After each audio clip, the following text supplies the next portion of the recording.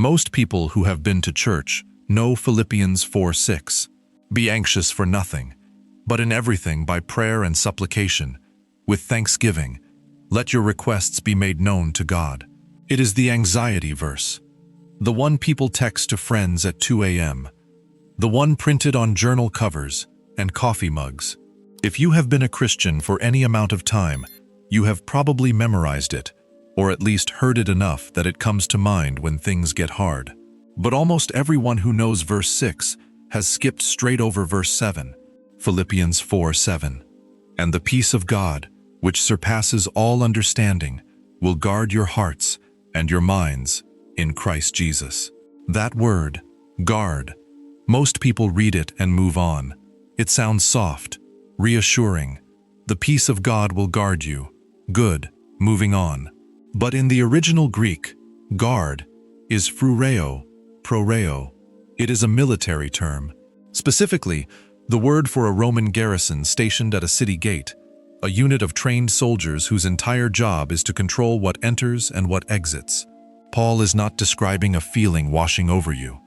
He is describing soldiers taking up position at the entrance to your interior life. That changes what this promise is actually saying. And once you see it, you cannot unsee it. This video is about that word, what it meant in the world Paul lived in, and why it matters for anyone dealing with anxiety, whether you have read the Bible your whole life or picked it up for the first time last week. To understand the image Paul uses, you need to know what a garrison meant in the Roman world. Paul's letter was written to a community in Philippi. If you have never heard of Philippi, here is what you need to know. It was a Roman colony in what is now northern Greece. Not just a city in the Roman Empire, a Roman colony, which meant Roman veterans and citizens had settled there. Roman law governed it, and it operated essentially as an outpost of Rome itself. The people receiving this letter lived under Roman military presence.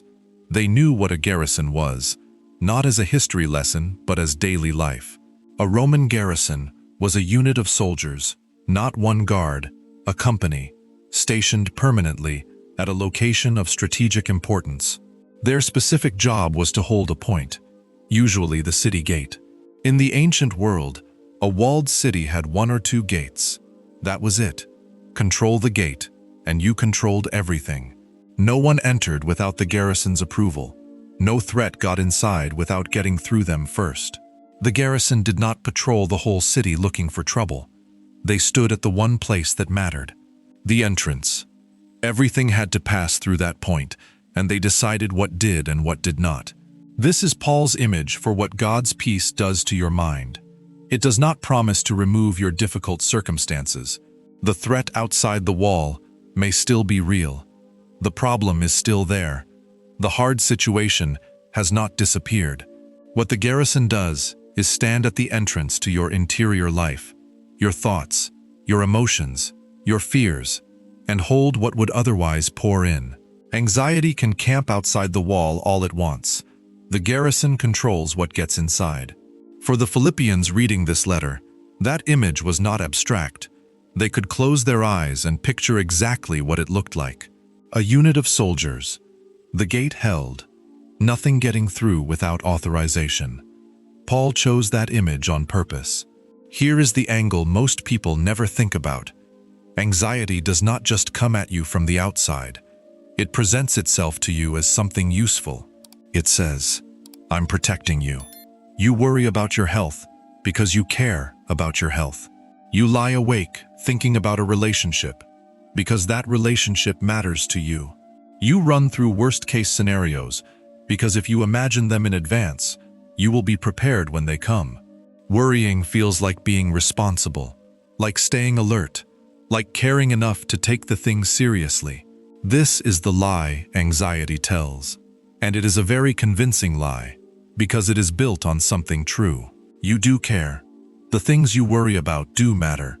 But anxiety has taken that care and turned it into something that runs on its own, long after the caring has stopped doing any useful work. Think about what anxiety actually produces at 2 a.m.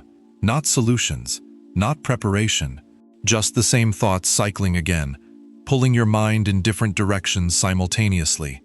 keeping you from sleeping, from thinking clearly, from doing anything useful about the actual problem.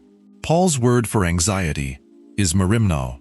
It carries the picture of attention fragmented and scattered across too many concerns at once. Not focused care. Divided, spinning, exhausted care that cannot land anywhere long enough to help. Anxiety tells you it is standing guard over the things you love, but it is not standing at the gate. It got inside the walls a long time ago. It is not the guardian. It is the invader that convinced you it belongs there. This matters because the garrison God's peace sends does not just add another layer of protection on top of the anxiety already running your mind. It displaces it. It takes the position that anxiety has occupied and holds it. The peace of God at the gate means anxiety no longer has the authority to decide what gets access to your interior life. Anxiety got inside by presenting itself as protection. God's peace shows up as the actual garrison and says, "This gate is no longer yours." Now for the detail that makes this entire image land differently. Paul wrote Philippians from a Roman prison. Philippians 1:7, his imprisonment. Philippians 1:13, his imprisonment has become known throughout the whole Praetorian Guard. The Praetorian Guard was the elite imperial guard, Caesar's personal protection unit, the most trained and formidable soldiers in the Roman Empire. These were not ordinary soldiers. They guarded emperors. Paul, chained to members of that guard, is writing a letter about the peace of God standing garrison over your mind. He is not theorizing. He is not describing from the outside what garrison peace might feel like for someone in a difficult situation. He is inside a difficult situation. Roman soldiers are with him around the clock. He does not know if he will be released or executed. His physical freedom is completely gone. He cannot go anywhere without a soldier attached to him. And from inside that situation, he writes the most joyful letter he ever produced. Not joyful in a thin, forced way. Philippians 4:4, "Rejoice in the Lord always. Again I will say rejoice." Philippians 4:11, "I have learned, in whatever state I am, to be content." Philippians 4:13, "I can do all things through him who strengthens me." A man chained to Rome's elite soldiers, writing about learning contentment and the peace of God standing garrison over his mind. He knows what a garrison looks like. He is surrounded by Roman soldiers when he writes the word froureo. His body is held under military guard, and he writes about the garrison of God's peace holding his interior, his heart and mind, in a way that produces something Roman soldiers cannot produce for him: actual peace. The Philippian community, reading this letter, would have noticed. Their leader is in chains. They know what Roman imprisonment means. They are worried about him. And he is writing back describing a peace that surpasses understanding, a garrison that holds, a contentment that does not depend on circumstances being good. This is not a man telling others to feel something he does not feel. He is giving testimony from inside the experience. Froureo, the garrison word, appears 4 times in the New Testament. Every single time, the setting is military or security guarding. It never softens. It means the same thing across all 4 uses. In 2 Corinthians 11:32, Paul describes an incident after his conversion. In Damascus, the governor under King Aretas was guarding the city in order to seize me. The word is froureo, actual soldiers, actual city gate, actual capture attempt. This is the word used for real military operations, not a metaphor, a literal military garrison with a mission. In Galatians 3:23, Paul describes what life under the Old Testament law was like before Jesus came. Before faith came, we were held captive under the law, imprisoned until the coming faith would be revealed. The word is froureo again, military custody, held in a condition by a guarding force. In 1 Peter 1:5, the Apostle Peter writes that believers are being guarded through faith for a salvation ready to be revealed. Froureo once more, the same word, the same standing watch meaning. 4 appearances, 4 military contexts. The word never, becomes gentle. It never softens into a vague feeling of comfort. So when Philippians 4:7 says, "The peace of God will guard your hearts and your minds," Paul is reaching for the strongest available word for protective security. Not a suggestion that things might feel better. A garrison taking up position, standing watch, holding the gate. This is the word he chose. He had other options. He chose this one. This is what this channel does. Find the word in the original language that changes what a familiar verse actually means. If froureo is opening something in Philippians 4 that you have never seen before, subscribe so you do not miss the next one. And share this today with someone who has verse 6 memorized but has never stopped on the word guard in verse 7. Verse 7 says, "The garrison will guard your hearts and your minds." Not one, both. This is not a poetic pair. Paul is describing two different places anxiety enters, and the garrison covers both of them. The heart, cardia in Greek, is the center of the self in biblical thinking, not primarily the seat of emotions the way we use the word today, but the core of who you are as a person, where your deepest desires live, what you love most, fear most, and would protect at almost any cost. When anxiety attacks the heart, you feel it before you think it. The dread in the middle of your chest before a single clear thought has formed. The weight, the sense that something precious is about to be taken. The mind, Paul uses the word noemata, which comes from nous, the faculty of reasoning and perception, is where you process information, how you interpret what is happening around you, what conclusions you draw from what you observe, the scenarios you construct about what could happen next. Anxiety attacks both. It attacks the heart with fear, a deep, embodied dread that something important is in danger. You feel it physically. The tightness, the weight, the sense of impending loss before you have even figured out what specifically you are afraid of. It attacks the mind with catastrophic reasoning. This situation means that outcome. That outcome leads to this consequence. What if? What if? The mind starts generating scenarios, and anxiety makes sure every scenario trends dark. Two entry points. The garrison stands at both, but there is more in verse 7 than the garrison. Look at where the garrison operates, in Christ Jesus. That phrase marks the territory. The garrison functions within a specific jurisdiction. In Christ Jesus is not a decorative closing to the sentence. It is the location. The garrison of God's peace holds the interior of a life that is positioned inside that specific relationship. The protection is not distributed to everyone regardless of circumstance. It is available within the walls of in Christ Jesus, which is exactly why the prayer in verse 6 matters. Prayer is not a transaction that earns protection. It is the act of positioning yourself toward the one in whom the garrison operates. The garrison does not arrive before the prayer. The sequence in verses 6 and 7 is specific and it matters. Do not be anxious, the command. In everything by prayer and supplication, with thanksgiving, let your requests be made known to God, the action.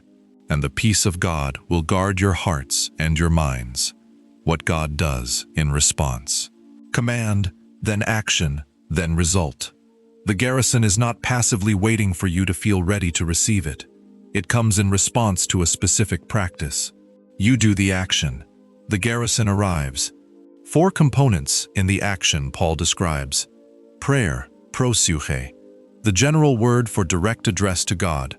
Coming into the presence and speaking. Supplication, diesis, a more focused word, a request from a position of genuine need. Not prayer in the general sense, particular need, brought specifically from a place of acknowledged dependence. With thanksgiving, Eucharistias. This is the component most people stumble on. Paul includes thanksgiving as part of the act of asking, not thanksgiving after the answer comes. Thanksgiving in the middle of bringing the need, while the problem is still unresolved and the outcome is still unknown. Let your requests be made known. The Greek word here is noristheto, from norizo, to make known, to present, to declare. Paul does not say, demand God fix it. He says, make it known to God. There is a difference between placing a burden in front of someone you trust and staggering under it alone. The act of bringing a specific need into the presence of God, naming it, articulating it, changes your relationship to it. The problem has not changed, but you are no longer alone with it. The thanksgiving before the answer is the hardest piece to practice. It is not asking you to pretend you feel better than you do. It is not toxic positivity. It is a posture of trust that does not wait for the outcome before expressing something like gratitude. Not gratitude that the problem exists. Gratitude that the door is open, that you have access to bring what you are carrying, that you are not presenting your need into empty air, and the Garrison arrives after that. Not because you performed the prayer correctly, because the prayer opened the gate.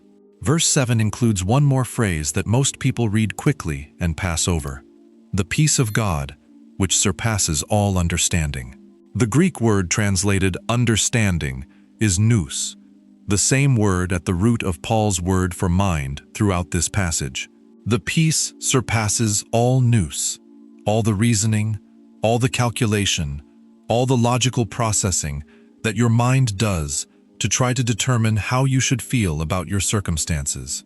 This is Paul telling you in advance that the Garrison peace will not be produced by your thinking correctly. It will not arrive because you figured out the right perspective or reasoned your way to a better interpretation.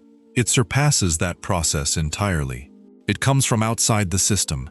What that means in practice, there will be moments when you experience this peace and cannot explain it. The circumstances are still difficult. The problem is still unresolved. The situation still looks threatening, and yet something is holding. There is a peace present that does not follow from anything your reasoning can account for. That is not a sign something has gone wrong. That is exactly what Paul said it would be. Relief is different. Relief follows logically from circumstances improving. The test came back clear. The relationship repaired itself. The financial pressure lifted. Relief is real and good. But relief depends on circumstances. The moment circumstances worsen again, the relief disappears. The peace Paul is describing does not depend on circumstances. It surpasses the reasoning that would require circumstances to improve before peace is available.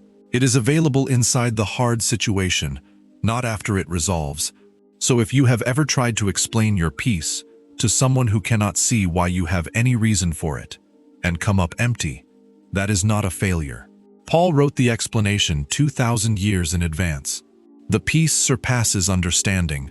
By definition, you will not be able to fully account for it, and that is precisely how it works. Read the last few verses of Philippians 4 together. Knowing the man who wrote them was sitting in a Roman prison when he wrote them. Rejoice in the Lord always. Again I will say, rejoice. 4:4. The peace of God, which surpasses all understanding, will guard your hearts and your minds in Christ Jesus. 4:7. The God of peace will be with you. 4:9. I have learned, in whatever state I am, to be content. 4:11. I can do all things through him who strengthens me. 4:13. Notice the movement between verse 7 and verse 9. Verse 7. The peace of God will guard your hearts and minds. The garrison of God's peace stands at the gate. Verse 9. The God of peace will be with you. Not just the garrison, the one who sent the garrison. The peace arrives as a force that guards your interior, and then the God from whom that peace comes is present with you inside those walls. It escalates from the guard at the gate to the presence of the one behind the guard. Paul is not writing any of this from freedom. He is not writing it from certainty about his future. He has no guarantee he will leave this prison alive. He is chained, surrounded, waiting. Every material condition for anxiety is present, and he has named none of them as reasons why the peace of God might not be available to him. He has learned contentment, not discovered it sitting comfortably, but learned it through the process of having circumstances he could not control and finding that something held anyway. The garrison held. The God of peace showed up. The peace that surpassed understanding, surpassed the Roman prison, the chains, the uncertainty, and the elite soldiers who had no idea they were working next to the man who would write down the most influential words about peace in the history of the Western world. Here is what changes when you understand what froureo means. The promise in verse 7 is not, "You will feel calmer if you pray." It is stronger than that. It is a garrison standing between your interior life and everything that wants to breach it. It is active, deliberate, and positioned at the only gate that matters. It does not remove the threat. It holds the line. If you are anxious today, if your mind is being pulled in too many directions, if the worry has been running the interior for a long time, convincing you it belongs there, the practice Paul describes is not a spiritual technique for feeling better. It is the specific action that opens the gate to the garrison. Prayer, supplication, thanksgiving, already present, your specific needs made known. The action is yours. The garrison is God's. The peace of God, which surpasses all understanding, will guard your hearts and your minds in Christ Jesus. That word, guard, you know what it means now. God bless you.